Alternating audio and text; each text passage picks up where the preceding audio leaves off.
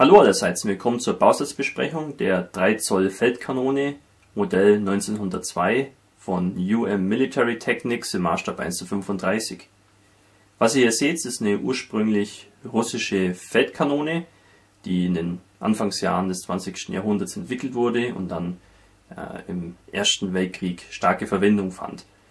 Natürlich wurden diese Geschütze dann auch noch nach dem Ersten Weltkrieg bis weit in den Zweiten Weltkrieg hinein stark verwendet von verschiedenen Nationen, und das macht diese Kanone waffengeschichtlich ziemlich interessant, und deswegen möchte ich euch den Bausatz mal zeigen.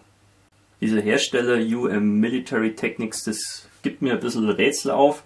Das scheint schon irgendwas mit dem anderen ukrainischen Hersteller namens Unimodels was zu tun zu haben, aber irgendwie doch nicht. Da weiß ich jetzt nicht genau, wie da die Aufteilung ist. Jedenfalls normalerweise macht diese Firma eher Bausätze im Maßstab 1:72. Da gibt es ein paar so Panzerzüge und ein paar russische Panzer. Und im Maßstab 1:35 gibt es eigentlich nur diese Kanone, und zwar in verschiedenen Varianten. In der ursprünglichen Variante ohne das Kanonenschutzschild und dann auch als Flugabwehrkanone. Und das hier ist jetzt die Bausatzvariante für die Verwendung zwischen den Kriegen und dem Zweiten Weltkrieg. Da haben wir eine polnische Variante, eine finnische Variante und auch eine deutsche Beutekanone. Die Schachtel als solche ist relativ klein und leicht. Ich würde sagen ausreichend stabil. Hier an der Seite geht es auf und innen findet man dann die Bauteile. Hier in so einer wieder verschließbaren Zip-Tüte, was ich ganz gut finde. Dann kann man es auch wieder eintüten, nachdem ich es euch gezeigt habe. Und hier haben wir die Bauanleitung. Mehr ist nicht drin. Schauen wir uns zuerst die Bauanleitung an. Auf der Vorderseite haben wir hier noch Hintergrundgeschichte zur Kanone und noch ein paar allgemeine Hinweise in mehreren Sprachen. Da kann ich nur sagen, dass der deutsche Text recht amüsant zu lesen ist. Dann haben wir hier eine Übersicht mit allen enthaltenen Teilen und Gießästen. Hier haben wir einen Spritzgussrahmen, 2 Fotoätzplatinen und ein Stück Messingdraht. Da ist hier angegeben, wie wir den uns zurechtstückeln sollen. Damit bauen wir verschiedene Verstrebungen auf. Zum Beispiel für die Sitze oder auch zum Beispiel die Befestigungen für das Kanonenschild. So, der Zusammenbau, fangen wir hier an mit den Achsen. Da kommen ja auch gleich Fotoätzteile rein. Die Kastenlafette besteht hier aus mehreren Platten, das finde ich sinnvoll. Das ist ein bisschen unschön, das Kanonenrohr besteht hier aus 2 Hälften. Das finde ich nicht so elegant, aber gut, bei diesem Hersteller scheint die Fertigungstechnik nicht so hochmodern zu sein. Wenn man das schafft, sauber zu versäubern und dass dann auch die Mündung von der Kanone vernünftig aussieht am Schluss, dann denke ich, dass das doch ein recht schönes Modell werden kann. Ja, dann geht es hier weiter. Etwas unübersichtlich die Bauanleitung. Nichts für schwache Nerven, da muss man, glaube ich, besonders vorsichtig sein, dass man hier nicht den Überblick verliert. Hier haben wir dann mehrere Möglichkeiten, wie das Kanonenschild innen bestückt ist. Hier für die Wehrmachtsversion haben wir hier so eine Box. Bei den Finnen waren da andere Boxen dran und bei den Polen auch.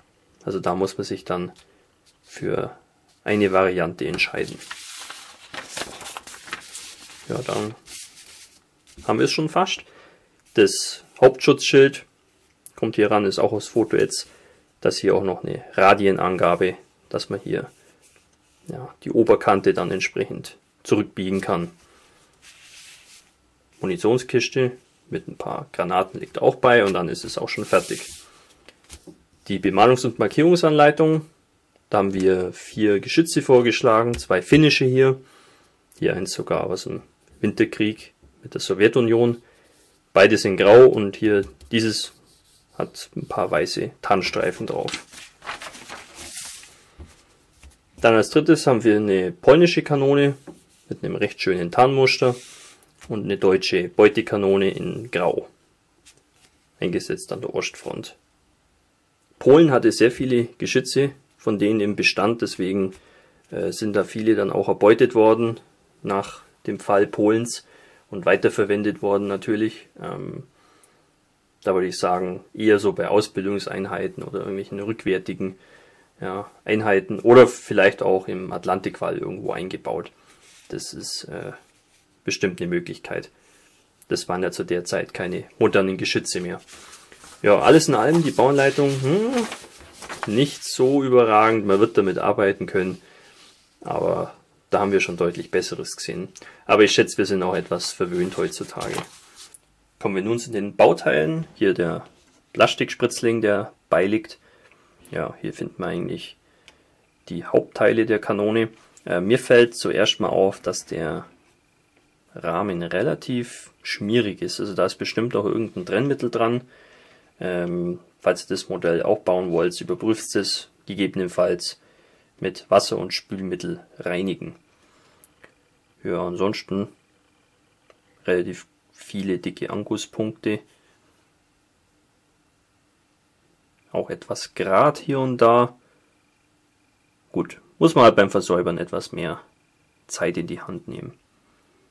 Ja, Nietköpfe und so Oberflächendetails schauen eigentlich ganz okay aus. Ja, manche Kleinteile sind ein bisschen klobig.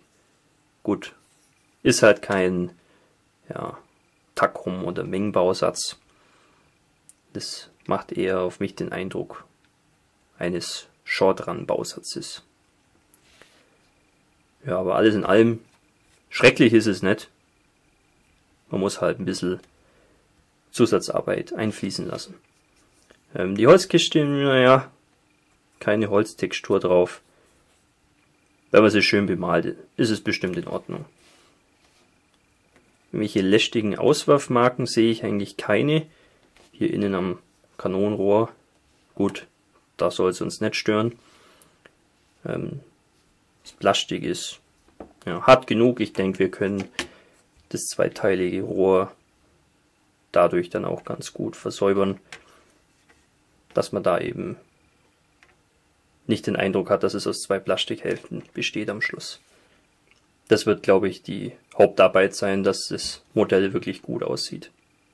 Ansonsten, mein Gott, schon ganz okay, aber wir haben schon Besseres gesehen. Das ist die erste Fotoätzteilplatine. Hier sehen wir die Schutzschildteile und noch ein paar andere Kleinteile. Das Modell ist relativ fotoätzlastig. Das kann jetzt gut oder schlecht sein für uns, je nachdem, ob man mit Fotoätzteilen gerne arbeitet. Hier ist es aber so, das meiste muss man kaum biegen oder anderweitig irgendwie kompliziert verformen. Das meiste sind einfach gerade Teile, die man einfach anklebt. Deswegen denke ich, sollte das ganz gut gehen. Also ich muss aber sagen, die Fotoätzteile sind eigentlich schon ganz schön gemacht. Sie sind sehr dünn, auch recht weich. Hier die Scharniere und Nietköpfe. Auch hier sind so kleine Bolzen dran, überall. Das schaut eigentlich nicht schlecht aus. Ja, hier auch so kleine Bohrlöcher eingeätzt. Ja. Sicherlich etwas schöner gemacht als die Plastikteile. Also da gibt es eigentlich nichts zu meckern. Das stimmt mich jetzt wieder etwas positiver. An der zweiten Platine haben wir hier nur so kleine Boxen, die innen ans Schutzschild hinkommen. Die müssen wir halt einfach so zusammenfalten. Mehr ist da nicht zu tun. Ja, sieht auch ganz nett aus. Faltkanten sind tief genug, dass wir die dann entsprechend formen können. Wie schon vorhin erwähnt, liegt auch ein Stück Messingdraht bei, mit dem wir verschiedene Streben an der Kanone aufbauen. Muss man sich selber ablängen, die Maße sind in der Bauanleitung auch angegeben. Ja, das finde ich ist eigentlich eine ganz clevere Lösung. So dünne Plastikteile neigen oft dazu, dass sie sehr brüchig und spröde sind und doch nicht halten.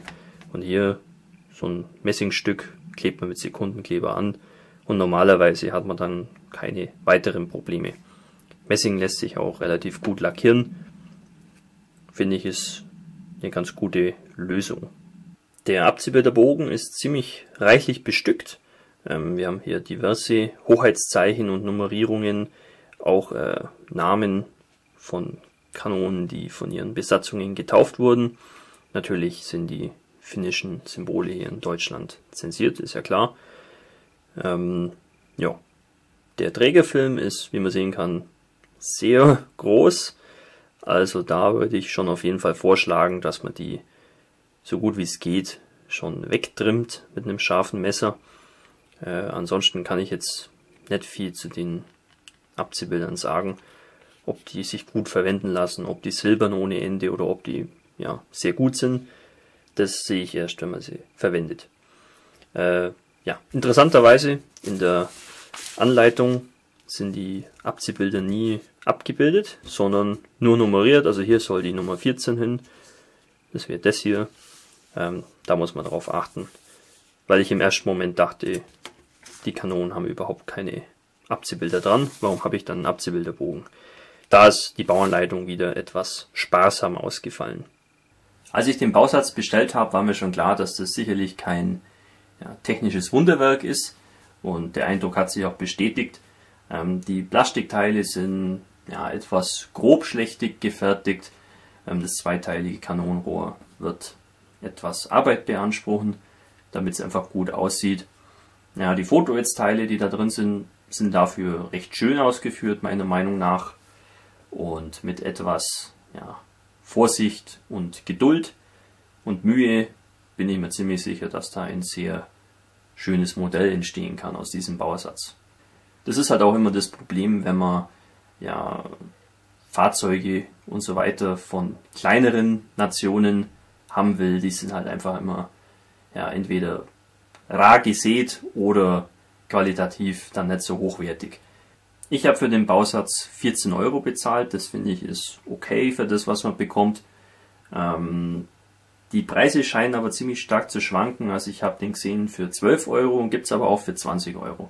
Und da muss man sagen, 20 € ist er jetzt einfach nicht wert. Garantiert nicht. Sagen wir, alles bis 15 € finde ich da noch ganz angemessen und okay. Soviel zu dem Modell. Ich hoffe, euch hat die Vorstellung gefallen und wir sehen uns wieder im nächsten Video. Euer Mika Barkas.